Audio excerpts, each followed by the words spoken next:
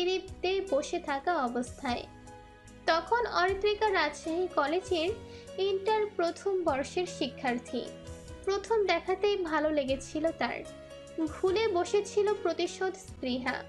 সেই হাস্যরত বাচ্চা মেয়েটির মায়াবী চেহারা আজও ভুলতে পারেনি সে।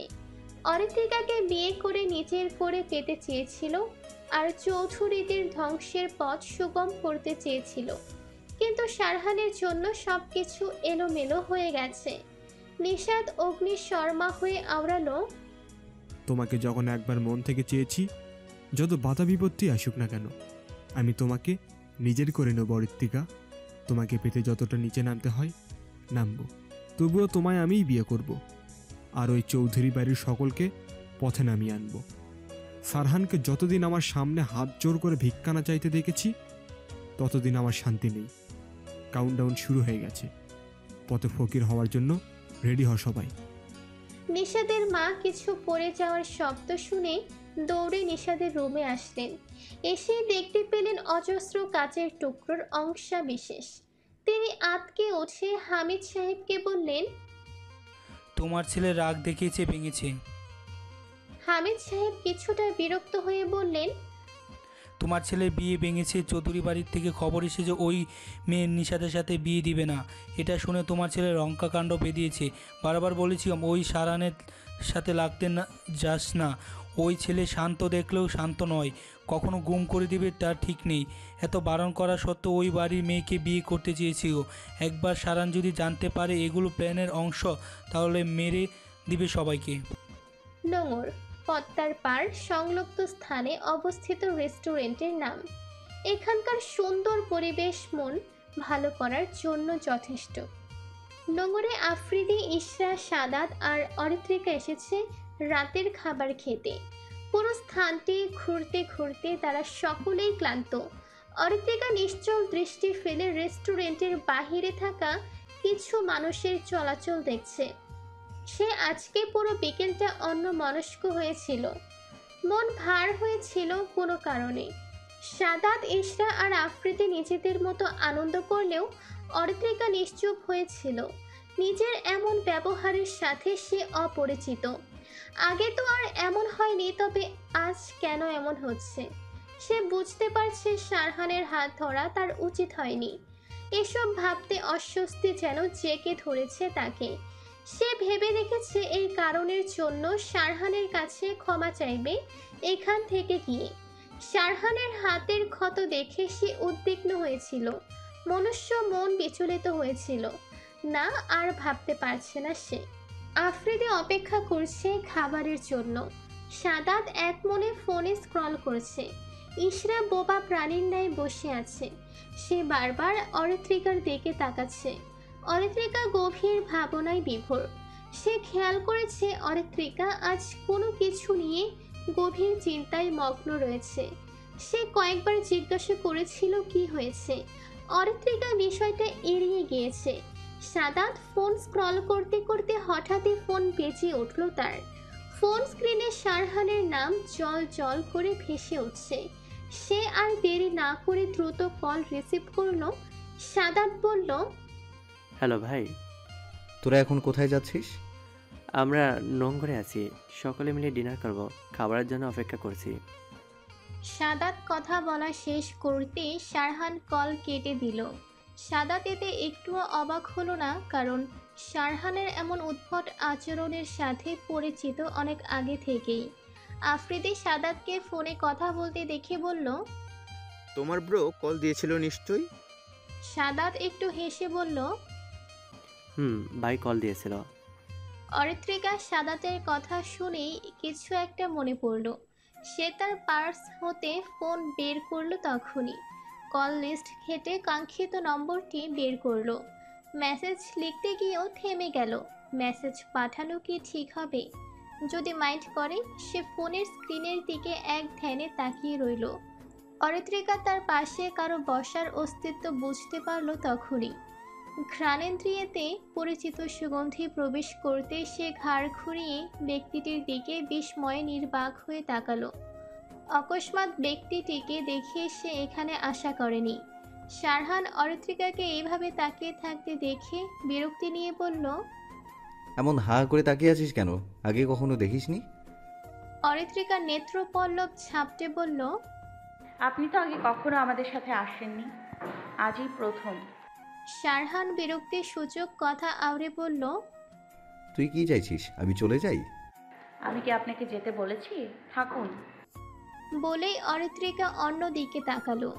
শারহান সামনের দিকে তাকিয়ে দেখলো সাদাত তার দিকে অবাক হয়ে তাকিয়ে আছে। শারহান তা দেখে বলল, এমন ইডিয়েটের মতো আমার দিকে তাকিয়ে থাকবি না। সাদাত শারহানের কথা শুনে নড়ে চড়ে বসলো, ঠোঁট ভিজিয়ে বলল, তুমি আসবে বলনি তো ভাই? এই দিকটায় কাজে এসেছিলাম তাই এসেছি। আফ্রিদি খুশি হয়ে বলল, তুমি আমাদের সাথে ডিনারে জয়েন করবে এটাই ভালো লাগলো আমার। শারহান ভদ্রতার সূচক হাসল শুধু। আর চোখে শারহানের মৃদু হাসি দেখে অরিত্রিকা ভাবল, তার সাথে কথা বললেই তো মুখ গোমরা করে থাকে, আর এখন হাসছে। বিকেলের আচরণের জন্য আমি খুবই দুঃখিত শারহান ভাই। মৃদুস্বরে ভেসে আসা মেয়েলি কণ্ঠস্বর শুনে শারহান হাঁটা থামিয়ে অরিত্রিকার দিকে তাকালো। সে ভ্রু কুঁচকে জিজ্ঞাসা করল, কোন ঘটনার জন্য দুঃখিত বলছিস? অরিত্রিকা অস্বস্তিতে পড়ে গেল। এখন সে কিভাবে বলবে? সে তো ভেবেছিল শারহান হয়তো ঘটনাটা মনে রেখেছে, অথচ তাকে ভুল প্রমাণ করে দিয়ে কিছু হয়নি এমন ভাব করে আছে। এই মানুষটা আসলে কেমন প্রকৃতির সে বুঝে উঠতে পারে না। গিরগিটির মনে হয় মাঝে মাঝে, গিরগিটির ন্যায় রূপ পাল্টায়। এখন মনে হচ্ছে না বললেই ভালো হতো। শারহান অরিত্রিকাকে চুপচাপ দাঁড়িয়ে থাকতে দেখে বলল, কয়টা বাজে জানিস? 10টা। আমাদের বাড়ি ফিরতে হবে। এই জায়গা রাতের জন্য একদম পারফেক্ট নয়। স্থানীয় বখাটেদের উপদ্রব বাড়ে গভীর রাত হলে। এখানে না দাঁড়িয়ে চল। অরিত্রিকা শারহানের কথা শুনে হাঁটতে শুরু করলো। শারহানও পাশাপাশি হাঁটতে লাগলো। আফ্রিদি হয়তো এতক্ষণে পদ্মা গার্ডেন পেরিয়ে গেছে, সাথে সাদাত আর ইশরাও আছে। অরিত্রিকার খেতে দেরি হয়। শারহান বলেছিল আফ্রিদি, ইশরা আর সাদাতকে নিয়ে এগোতে, সে অরিত্রিকাকে নিয়ে আসবে। অরিত্রিকার নেঙের পেরিয়ে আসতে কিছুটা দূরে বসে থাকা কয়েক জোড়া কাপড় দেখলো। কি সুন্দর মুহূর্ত কাটাচ্ছে তারা। অরিত্রিকা তা দেখে মৃদু হাসল। নিশ্চয়ই তার জীবনে যে আসবে তাকে নিয়ে এভাবেই সময় কাটাবে নিরিবিলিতে। তখন সময়টাও অনেক সুন্দর হবে। শারহান আবছা আলোয় খেয়াল করলো অরিত্রিকা কিছু দেখে হাসছে। সে অরিত্রিকার দৃষ্টি খেয়াল করতে উদ্ঘাটন করলো আসল কাহিনী। তা দেখে শারহান ভরাট কণ্ঠে বলে উঠল, ওই দিকে তাকিয়ে মিটিমিটি হেসে কোনো লাভ নেই। ওগুলো আমাদের বাড়িতে নট অ্যালাউড। অরিত্রিকার হাসি বন্ধ হয়ে গেল। সে আর চোখে শারহানের দিকে তাকালো। মনে মনে বকে চলেছে শারহানকে। সব সময় শাসন। শারহানের তা খেয়াল করে বলল, তোর এখন আবেগের বয়স, এগুলো হয়তো দেখে ভালো লাগছে, কিন্তু একটা সময় আসবে যখন এসবের কারণে অনুশোচনা হবে। আমরা কল্পনায় যেমনটা চিন্তা করি বাস্তবতা তার উল্টোটা। তাই সব দিক ভেবে তারপর সিদ্ধান্ত নিবি। অরিত্রিকার এই কথায় ফুরফুরে মেজাজের 12টা বেজে গেল। উফ, এই মানুষটা এমন কেন? সে ঠিকই বলে যন্ত্রমানব একটা, যার জীবনে কোনো ভালোবাসা ভালো লাগা কিছুই নেই, শুধু পারে রাগ দেখাতে। মুখ গোমরা করে সে সরাসরি রাস্তার দিকে তাকিয়ে হাঁটতে লাগলো। শারহান বুঝেছে অরিত্রিকার রাগ করেছে। রাগ করারই কথা, এই বয়সটা তো সেও পার করে এসেছে। এই সময়ে আবেগ কাজ করে বেশি, তাই ভুল সিদ্ধান্ত নিয়ে অনেকেই। পদ্মা গার্ডেনের কাছে আসতে অরিত্রিকার চোখ পড়ল লাল টকটকে গোলাপের ঝুড়ির দিকে। একজন মাঝবয়সী মহিলা বিক্রি করছেন রাস্তার এক পাশে বসে। একজন মেয়ে ওই মহিলার থেকে ফুল কিনছে। অরিত্রিকার ইচ্ছে হলো গোলাপ কেনার জন্য। সে উচ্ছ্বসিত হয়ে শারহানকে বলল, আপনি এখানেই দাঁড়ান, আমি আসছি। শারহান কিছু বলবে তার আগেই অরিত্রিকা দৌড়ে গোলাপ ফুল বিক্রেতা মহিলাটির কাছে গেল। শারহান কেন যে এখানে এসেছিল, আশায় ভুল হয়েছে তার। এই মেয়ের পাল্লায় পড়লে পাগল হয়ে যাচ্ছে। এত চঞ্চলতা কেন? শারহানের বিরক্ত লাগছে। সে পা বাড়িয়ে অরিত্রিকার কাছে গেল। অরিত্রিকা ফ্ল্যাশ জ্বালিয়ে সুন্দর ফুল তন্ন তন্ন করে খুঁজে চলছে। ফুল খোঁজার যুদ্ধ শেষে 3টা ফুল সে পছন্দ সই নিয়ে নিল। ফুল নিয়ে মাঝবয়সী মহিলাকে বলল।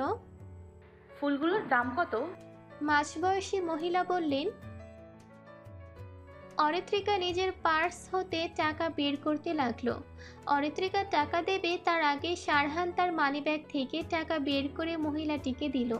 500 টাকার নোট দেখে মহিলাটি বললেন। বাবা, আমার কাছে তো ভাঙতি হইব না। শারহান বলল। পুরো টাকাটা রেখে দিন। মহিলাটি ইতস্তত ভাবে বলল। যে টাকা আমার হয় ওইটাই দেন, এত টাকা নিমু না। শারহান মহিলাটির ইতস্ততা কাটানোর জন্য বলল। আমরা তো আপনার থেকে ফুল নিয়েছি, ফুলগুলো অনেক সুন্দর, তাই খুশি হয়ে টাকাটা দিয়েছি। মহিলাটি একটু হেসে বলল। আপনার গো দুইজনরে বহুত মানাইছে, দুইজন দুইজনারে হাত ছাইরেন না, সারা জীবন পাশে থাইকেন। মনে হইছে বিয়া হয় নাই, বিয়া কইরা ফেলায়েন, সুখী হইবেন দুজনে। দোয়া করি সুখী থাইকেন সব সময়। অরিত্রিকা মহিলার বলা কথা কানে ভেসে আসতেই তার চোখ বড় বড় হয়ে গেল, কান গরম হয়ে গেল। তখনই এই বদমেজাজি মানুষটার সামনে এসব কি বলে বসলো। সে সহসা তাকালো শারহানের মুখপানে। নিশ্চয়ই মহিলাটি তাদের কাপল ভেবেছে। মূলত বেশিরভাগ মানুষ এখানে থেকে প্রিয় মানুষের জন্য ফুল নেয়। ভীষণ অস্বস্তিতে জর্জরিত হলো তার মন সত্তা। কেমন অদ্ভুত অনুভূত হচ্ছে তার। শারহান মুখশ্রী স্বাভাবিক রেখেই মহিলাটিকে বলল। আপনার বুঝতে ভুল হয়েছে, আমরা কোনো প্রেমিক যুগল নই। অরিত্রিকা আমার কাজিন হয়। মহিলাটি নিজের ভুল বুঝতে পেরে বললেন। না বুঝা কয়া ফালছি।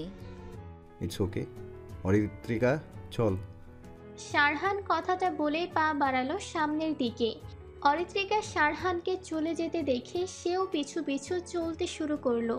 দুজনেই হাঁটছে চুপচাপ, তাদের মাঝে নীরবতা বিরাজ করছে। অরিত্রিকা অন্যমনস্ক হয়ে ভাবছে। সামান্য এই কথা শুনে লজ্জায় শেষ সে। এসব পরিস্থিতিতে যে কেন পড়তে হয় তাকে। শারহান ভাই যে কি ভেবেছে কে জানে। এমন লজ্জাজনক ঘটনা বারবার শারহানের সামনে ঘটে কেন সে বুঝে না। আচ্ছা, এখন তো জিজ্ঞাসা করতে পারে ওনার গার্লফ্রেন্ড আছে কিনা। বলবে কি বলবে না এটা নিয়েও দোটানায় পড়ল সে। বলা যেতে পারে, বললে অপমান করবে, এর থেকে বেশি কিছু হবে না। সে সাহস নিয়ে বলল। শারহান ভাই, বল। আপনার জিএফ আছে? তোকে বলতে আমি বাধ্য নই, আর একটা কথা বললে তোকে এখানে রেখেই চলে যাব। সব সময় ইডিয়েটের মতো প্রশ্ন করিস। অরিত্রিকা আর কিছু বলার সাহস পেল না। সে নিশ্চুপ হয়ে গেল। বলা যায় না যদি সত্যি রেখে চলে যায়। আফ্রিদি গাড়ির সামনে দাঁড়িয়ে শারহান আর অরিত্রিকার জন্য অপেক্ষা করছে। এতক্ষণ হয়ে গেল তবুও আসছে না কেন। সাদাত তো গাড়িতেই শুয়ে পড়েছে, সে ঘুমে বিভোর। ইশরার মাথা গরম হয়ে গেছে। আর কতক্ষণ এভাবে দাঁড়িয়ে থাকবে সে। পরিচিত কেউ হলে এমনটা হতো না, কিন্তু অপরিচিত একজনের সাথে দাঁড়িয়ে আছে, এটা বিরক্তিকর। সাদাতকে সে ইচ্ছে মতো মনে মনে বকছে।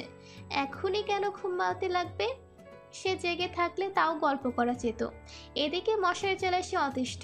হাত দিয়ে মশা তাড়ানোর চেষ্টা করছে সে। আফ্রিদি ইশরাকে এমন করতে দেখে বলল। মিস, আপনি গাড়িতে বসতে পারেন?